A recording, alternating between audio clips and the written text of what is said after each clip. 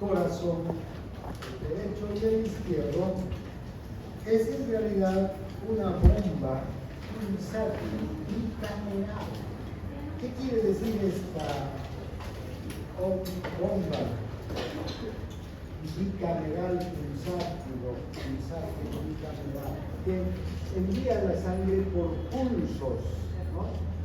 Se contrae y envía una cantidad de sangre, luego se relaja, vuelve a contraer y vuelve a enviar sangre. Entonces envía por pulsos, ¿no? Y tiene dos cámaras. Una cámara que se llama aurícula y otra cámara que se llama ventrículo. La cámara superior, la aurícula, en realidad es una bomba de cebada que lo único que hace es reunir la sangre que está llegando desde las venas y luego pasarla hacia el ventrículo. Esta es una función importantísima, esta función de cebado, porque la sangre no llega hasta el ventrículo así como por una manguera continua, sino llega primero a la aurícula, se llena la aurícula con una cantidad suficiente de sangre y luego recién toda esa sangre pasa al ventrículo, la segunda cámara. El ventrículo, cuando recibe esta sangre, se distiende, se llena y enseguida se contrae. Y aquí sí tiene una función de bomba, de eyección, tiene una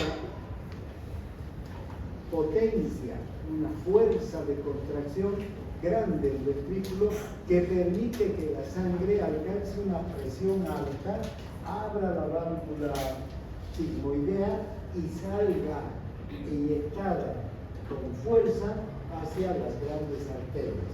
El corazón derecho hacia la arteria pulmonar, el corazón izquierdo hacia la arteria aórtica, ¿no? Bien, entonces esta función de bomba es la que garantiza que la sangre circule por nuestro organismo.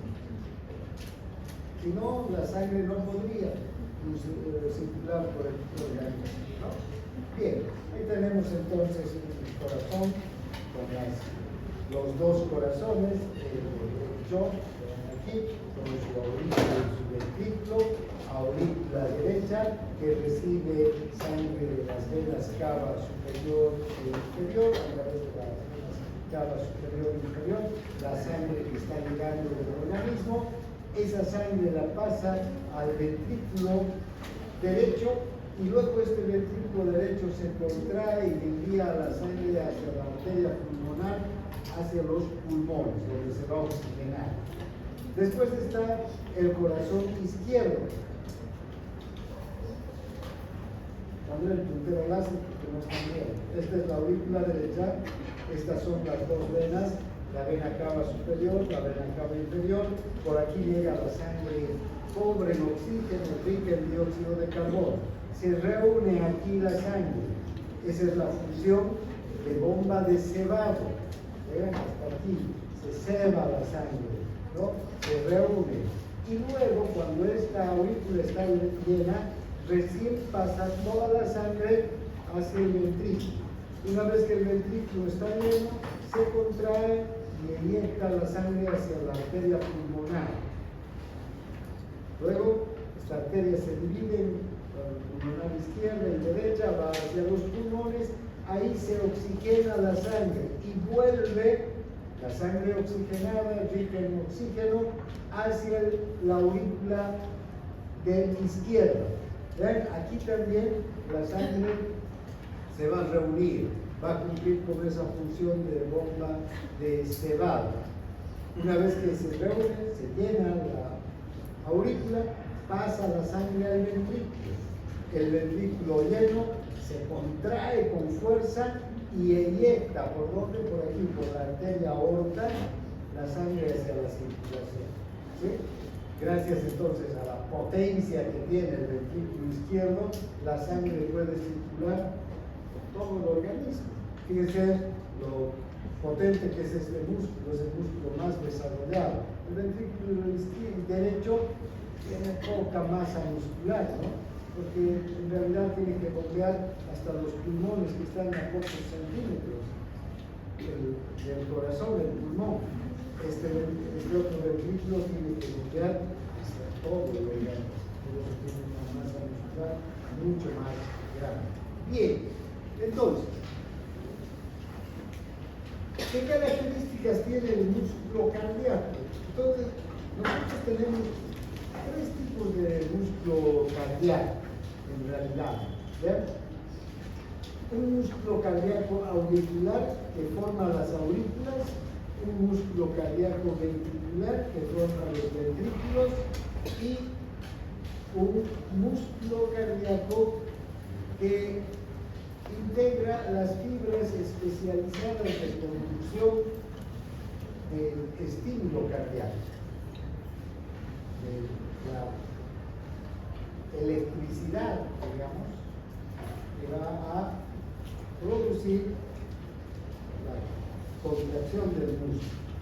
Son como cables que generan y conducen el estímulo eléctrico.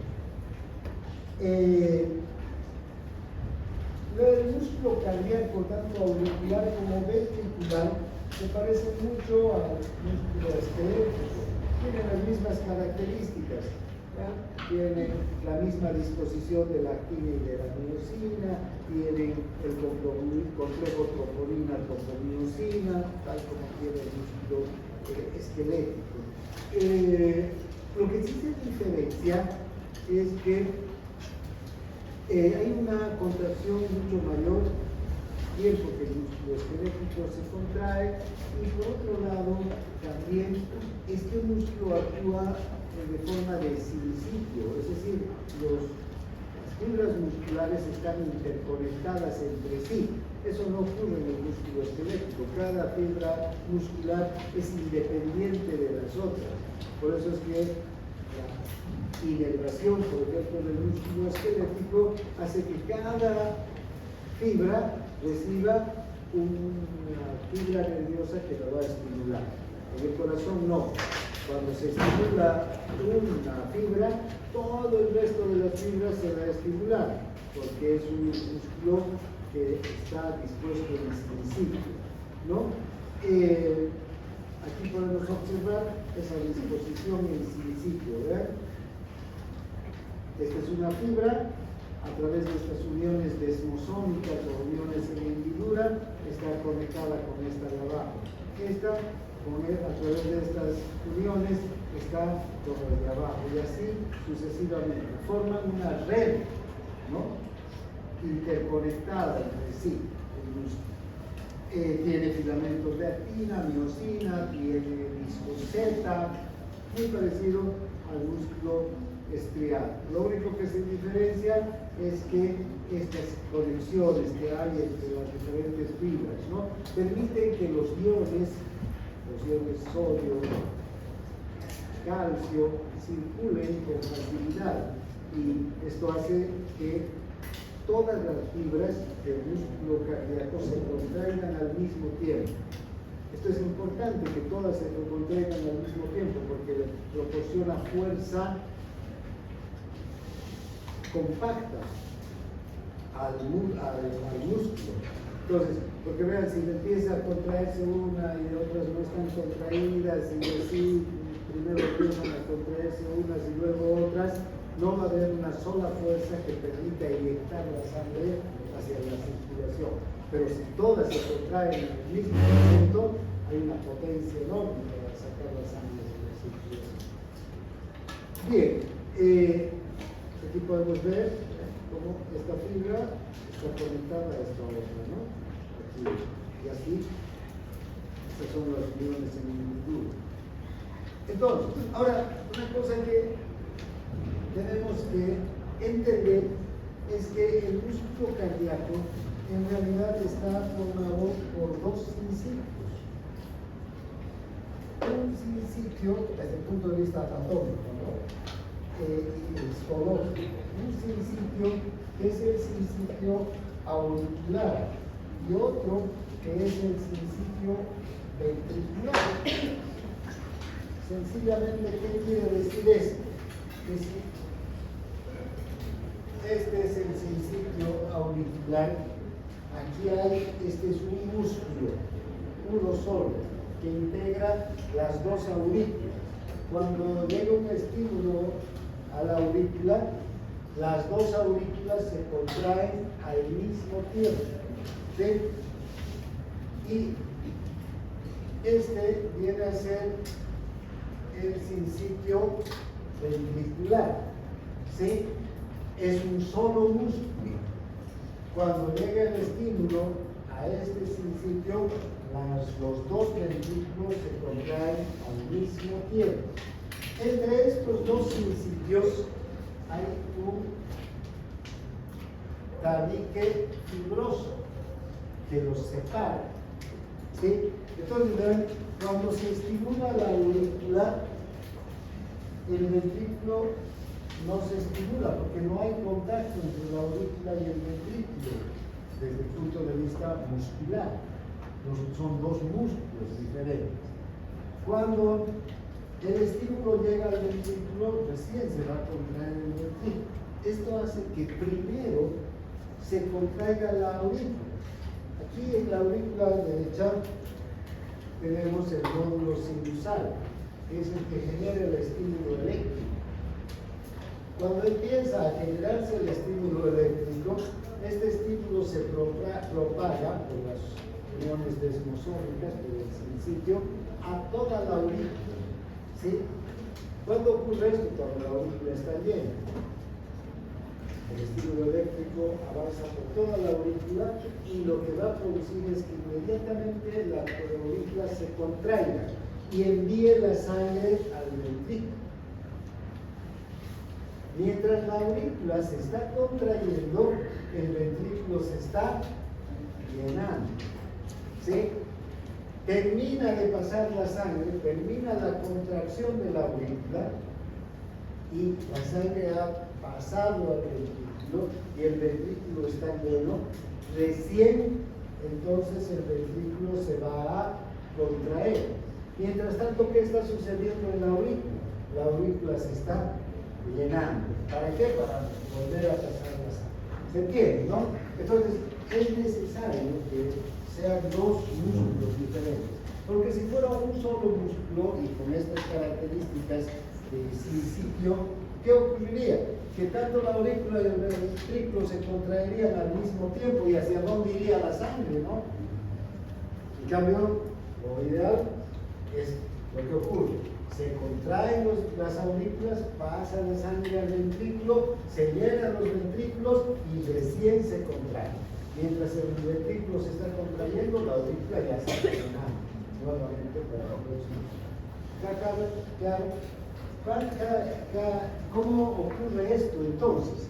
Gracias a este mecanismo de generación del estímulo. Vean, por aquí va a pasar un haz de fibras que conducen el estímulo eléctrico que está viniendo desde el nódulo sinusal. Este haz de fibras es como un cable que quisiéramos atravesar por esta pared. Atraviesa el tejido fibroso. A esto se llama haz penetrante o haz auriculoventricular. Este haz llega y se divide aquí en el tabique, en el ventrículo, ¿ya? ¿Para qué? Para llevar la corriente eléctrica a todo el ventrículo, ¿no? Entonces, aquí, ¿y cuánto tiempo tarda? Fíjense, si en el punto cero, es el tiempo cero segundos, se genera el estímulo eléctrico. El estímulo eléctrico va a tardar en llegar hasta el ventrículo 0,16 segundos. ¿Sí? Una sexta parte de un segundo va a tardar. En este tiempo, en estos 0,16 segundos, se contrae la aurícula. ¿Sí? Y después recién se va a contraer. Bien. Vamos avanzando. Estos son los potenciales de acción, es decir, los potenciales eléctricos, la carga eléctrica que genera el músculo cardíaco. Esta es la característica del potencial de acción, del potencial eléctrico del músculo cardíaco, y que está dado por generalmente el ingreso de iones al interior del músculo. Cuando entra el ion sodio al músculo cardíaco, se produce lo que se conoce como la despolarización. Se carga eléctricamente el músculo. ¿Por qué? Porque el sodio es un ion positivo, tiene cargas eléctricas positivas. Ingresa al músculo y lo carga eléctricamente. El negativo que normalmente está en el músculo se va a volver positivo. Esa positividad va a permitir que el músculo se contraiga. Esa carga eléctrica es la responsable de la contracción del músculo. Y esa carga eléctrica que se produce durante la despolarización cuando entra el sodio al músculo. Aquí está negativo el músculo cardíaco, unos 85 milivoltios. La carga negativa eléctricamente. Cuando entra el sodio al músculo, aumenta el voltaje hasta más 20. ¿Cuánto? Menos 85 más 20, 105 milivoltios se carga el músculo. ¿Sí? Y en ese momento empieza a entrar calcio y se produce esta meseta. Este calcio es totalmente necesario para que el músculo cardíaco pueda contraerse. Este calcio se une al complejo troponina, troponiosina y va a producir la contracción del músculo cardíaco. Este espacio de tiempo puede tener una duración diferente. En la aurícula es de 0,2 segundos y en el ventrículo unos 0,3 segundos. ¿Sí? A esta parte, esto es el tiempo en segundos, vean, y esto es el voltaje, ¿verdad? A esto se conoce como meseta, la meseta del músculo cardíaco. Cuando entra el calcio y produce la contracción. Entonces, vean, la aurícula se contrae por 0,2 segundos y el ventrículo un poquito más tarde, ¿no? 0,3 segundos. Ese es el tiempo necesario para inyectar la sangre hacia la circulación. Bien, luego, ¿qué sucede aquí? Vean cómo vuelve la corriente eléctrica a bajar hasta la base, hasta el reposo, que se llama aquí. Por aquí ocurre que se abren unos canales de potasio y el potasio es el que abandona el músculo. El potasio es un ion positivo, sale hacia el exterior, haciendo que se vuelva negativo. Nuevamente, eso se llama repolarización. Entonces, aquí tenemos la despolarización, la meseta y la repolarización. Entonces, hagan de cuenta que en este momento su corazón está parado, ¿sí? Su ventrículo está parado y lleno de sangre, ¿sí? Entonces, en ese momento entra sodio, se activa, ¿no? Se carga eléctricamente hasta más 20. Luego entra el calcio y el corazón, de parado que estaba, se contrae. Inyecta la sangre digamos si es el ventrículo, 0,3 segundos. Termina de mandar toda la sangre que estaba en el ventrículo e inmediatamente sale el potasio hacia el exterior. Se produce la repolarización. Entonces, despolarización, meseta, repolarización. Despolarización, entrada de sodio. Meseta, entrada de calcio. Repolarización, salida de potasio. Bien, no se preocupen si No vamos a entrar muy en detalle, pero sepan que ese es el potencial de acción y ese es, digamos, el fundamento eléctrico por el que el corazón funciona. Y de hecho, por ejemplo, en la próxima clase práctica, ¿qué vamos a aprender? A observar el electrocardiograma. ¿Ya? Observar el electrocardiograma. ¿Y por qué se puede sacar un electrocardiograma? Porque hay una función eléctrica, ¿no? Importante. Si esta función eléctrica se altera, hay alteraciones en el corazón no se puede contraer, se contrae a medias, hay ciclos cardíacos donde hay contracción o donde no hay contracción, o puede haber una desorganización total del flujo eléctrico, entramos en una, digamos, fibrilación, morimos inmediatamente. Todo esto debido a este desorden de qué? De los ciclos de ingreso y salida de iones desde el interior del corazón. Esto lo podemos recoger en un electrocardiograma. Vamos a conocer el electrocardiograma en las próximas clases. ¿Ya? Bien, entonces, ahí está. Eso es el potencial de acción del músculo cardíaco. Apertura de canales rápidos, sodio, lentos, sodio, calcio, sodio. No nos ponemos más. Eso. ¿Qué ha pasado? A mí se durmió. Se ha caído. Bueno, vean que la señal de conducción en la electricidad, así como los cables conducen energía eléctrica, ¿no? El sistema de conducción, el nódulo sinusal, las fibras de conducción que tenemos y el propio músculo cardíaco también conducen la electricidad. Ver las fibras musculares y auriculares y ventriculares conducen a una velocidad de 0,3 a 0,5 metros por segundo. En cambio, las fibras musculares especializadas de excitación, el nódulo sinusal, las fibras de Purkinje, van a conducir a una velocidad de hasta 4 metros por segundo. Una gran velocidad, ¿no? 4 metros en un segundo. Si el corazón es de este tamaño, imagínense la velocidad que hay.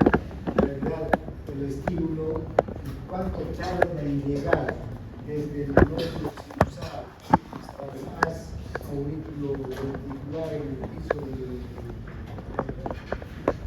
que está empezando a nivel del piso de la aurícula, 0,013 milésimas de segundo. No. Bien, vamos.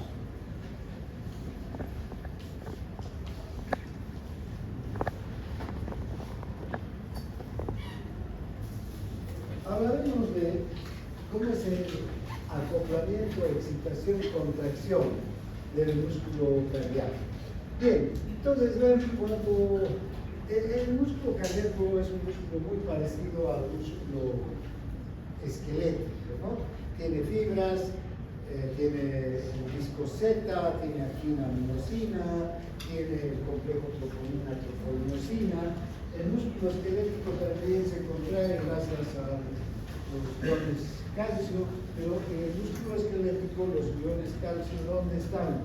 En el retículo endoplasmático. Aquí el retículo endoplasmático es menos desarrollado y la mayor parte de los iones calcio van a venir desde el exterior, desde el núcleo extracelular, aunque también va a haber iones calcio en el retículo endoplasmático, pero no tanto como en el músculo esquelético. Bien, ahora, fíjense que esta es una fibra muscular ¿Qué ocurre? Y esta es la membrana de la fibra.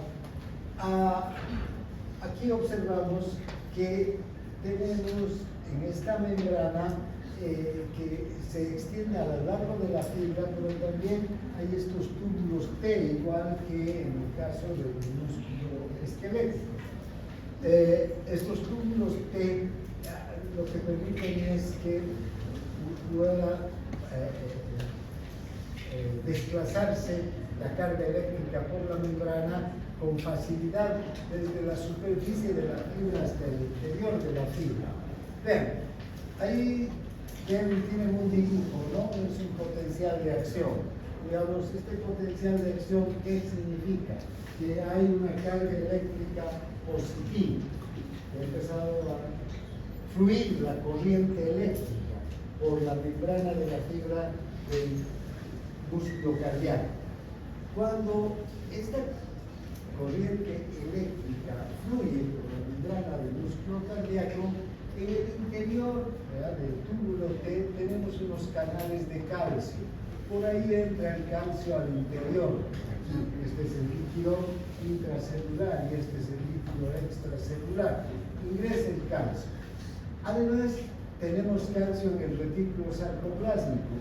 Cuando ingresa este calcio y se despolariza el músculo, sale calcio desde el retículo sarcoplásmico y todo este calcio se va a dirigir hacia la fibra, hacia el complejo troponina-tropomiosina. ¿Y qué va a producir? La contracción del músculo. Bien, aquí estas fibras están acortadas. Luego, una vez que termina la contracción, el calcio se libera y se va a producir la relajación. ¿Ven? Estas fibras están más largas, ¿no?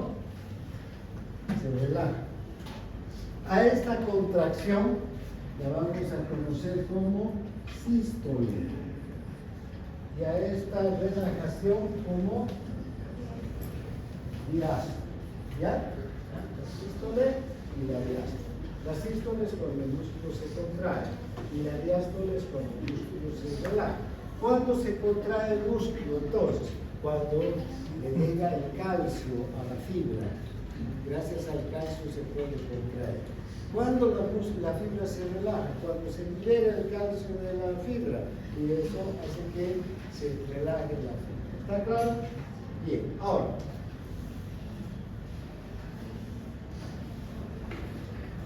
¿Qué pasa con el calcio? No se queda adentro. Este calcio vuelve al retículo sarcoplasmático una cantidad a través de una bomba ATPasa de calcio y hacia el exterior también este calcio que entró, ¿verdad?, tiene que volver a salir y sale a través de un contratransporte calcio-sodio. Este contratransporte está activado por esta ATPasa sodio-potasio. Mete sodio y saca, mete potasio y saca sodio. Como queda poco sodio, gracias a esta ATPasa, se activa este contratransporte, entra sodio y saca calcio. ¿Sí? ¿Recuerdan? En la primera clase hemos hablado de contratransporte. Aquí ven aplicado un contratransporte, ¿no? Ayuda a que salga el calcio intercambiando por el sodio. Bien, eso es. Aquí el mismo dibujo del contexto, ¿no? Bien, ¿cuánto dura la contracción? Lo que les decía hace un momento. Una vez que comienza a contraerse el corazón, lo va a hacer unos milisegundos después de la llegada del potencial de acción. ¿Cuánto tiempo va a contraerse en total? Entonces, 0,2 segundos en la aurícula y 0,3 en el ventrículo. ¿Por qué es esto? La aurícula es pequeña, poca masa muscular, no necesita mucho tiempo para contraerse. El ventrículo, en especial el ventrículo izquierdo, es muy desarrollado, tiene una masa muscular muy grande, necesita más tiempo para contraerse, ¿no? Esto es lógico. Bien, ahora, ¿qué es el ciclo cardíaco? Fíjense, cuando estamos definiendo el ciclo cardíaco, son todos los fenómenos cardíacos que se producen desde el comienzo de un latido cardíaco hasta el comienzo del próximo latido. Por eso se llama ciclo, porque es un círculo. Aquí empieza un latido y aquí empieza el próximo, ¿no?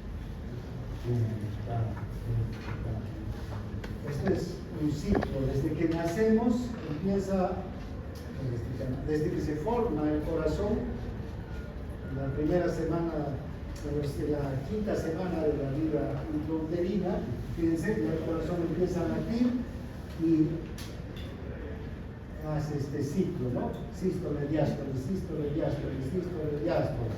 ¿Hasta cuándo? Hasta que nos morimos. Deja de funcionar nuestro corazón. Por eso es un ciclo. Dice, son los fenómenos cardíacos. Y podríamos dividir el ciclo cardíaco en sístole y diástole. Durante la sístole van a haber una gran cantidad de fenómenos que tienen que ver con la conducción eléctrica, fenómenos que tienen que ver con la cantidad de sangre que tiene el ventrículo, fenómenos que tienen que ver con la presión del músculo, ¿sí?, al contraerse. Entonces son fenómenos físicos, químicos, eléctricos, mecánicos, ¿verdad? Una serie de fenómenos que se van a dar, digamos, físicos, químicos, mecánicos, eléctricos, incluso ruidos, sonidos, tonos, ¿sí?, que van a ocurrir. Aquí en la diástole también van a haber fenómenos físicos, químicos, eléctricos, tonos. Y entonces empieza un ciclo, se producen todos estos fenómenos hasta el próximo latido. Y así luego los mismos se repiten en el mismo orden. Por eso se llama ciclo cardíaco, como un círculo vicioso que se repite y repite y repite, exactamente igual, ¿no? ¿Se inicia cuándo? Cuando se genera un estímulo en el nódulo sinusal, luego eso se transmite hacia las aurículas, luego hacia los ventrículos y este proceso se da contracción, relajación, sístole, diástole, sístole, diástole, sístole, diástole. Bien, entonces, ¿en cuántos periodos se divide el ciclo cardíaco? En dos. En la diástole, que es el periodo de relajación, y la sístole, que es el periodo de contracción. Ahora, ¿cuánto dura un ciclo cardíaco? ¿Verdad? Miren la cantidad de fenómenos que hemos anotado, físicos, químicos, eléctricos, audibles, bioquímicos, durante la sístole y durante la diástole, ¿no? Y cada ciclo cardíaco va a durar aproximadamente 0,83 segundos. Entonces esto quiere decir que durante un minuto nuestro corazón se contrae y se relaja aproximadamente 70-72 veces, ¿sí? O sea, menos de un segundo nuestro corazón tarda en contraerse y en relajarse. De hecho, ¿recuerdan cuánto tiempo se contrae la aurícula? 0,2. ¿Cuánto tiempo el ventrículo? 0,3. Y otros fenómenos que se dan en otros tiempos entre cada uno de las contracciones del ventrículo y la aurícula. Entonces tenemos que 0,8 es el tiempo general del ciclo cardíaco. Bien.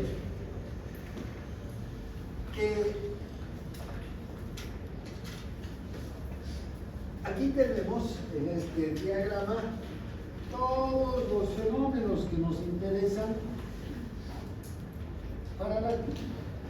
durante el ciclo cardíaco, que se dan durante el ciclo cardíaco.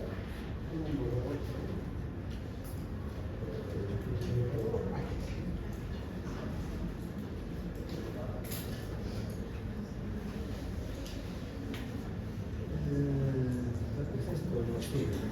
Todavía no lo veremos. Fíjense, este se llama diagrama de Wilkins, ¿no? Y aquí nos muestra el ciclo cardíaco de forma muy esquemática y muy sencilla de aprender. El que se aprende este diagrama conoce muy bien el ciclo cardíaco. Si ustedes pueden observar, aquí tengo entre esta línea, pulso, entre esta línea y esta línea, la sístole, ¿no? ¿Qué dice? Sístole. Y entre esta línea y esta línea de aquí, la diástole, ¿no?